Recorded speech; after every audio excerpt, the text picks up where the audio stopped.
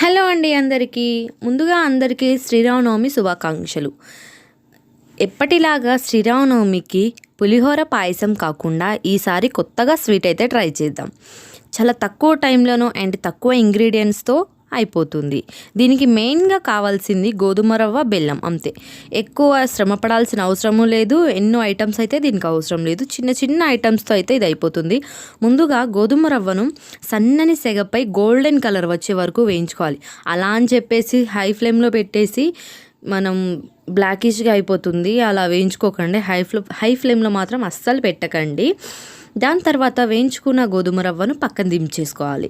తర్వాత కడాయిలో 1 tea spoon నెయ్యి వేసి డ్రై ఫ్రూట్స్ని దోరగా వేయించుకోవాలి. అంతగా మాడగొట్టుకోకండి, టేస్ట్ అయితే మారిపోతుంది. అవి వేయించుకున్న తర్వాత ఒక బౌల్లో తీసి పక్కన పెట్టండి.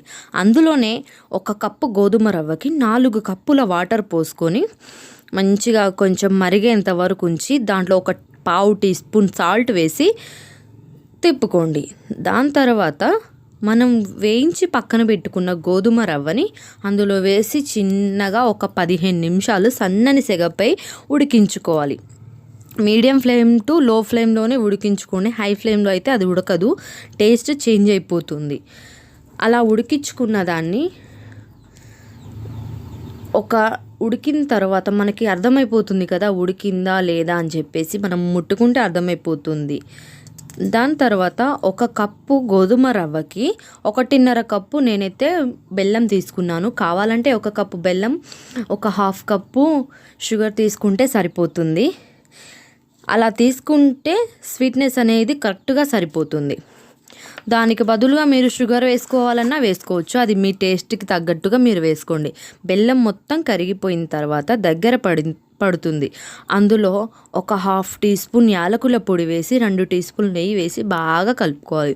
కలుపుకున్న తర్వాత మనం వేయించి పక్కన పెట్టుకున్న డ్రై ఫ్రూట్స్ని వేసి దించేసుకోవడమే. అంతేనండి, చాలా చక్కగా త్వరగా అయిపోతుంది. దానికోసం ఎక్కువ శ్రమ పడాల్సిన అవసరమే లేదు. అండ్ టేస్ట్ కూడా చాలా బాగుంది. ఒక విధంగా చెప్పాలంటే ఇది మనకి ప్రసాదం నైవేద్యం ఉంటుంది కదా, అన్నవరం ప్రసాదం, ఆ టైపు టేస్ట్ అయితే వస్తుంది. కొంచెం ఒకసారి ఖచ్చితంగా ట్రై చేయండి.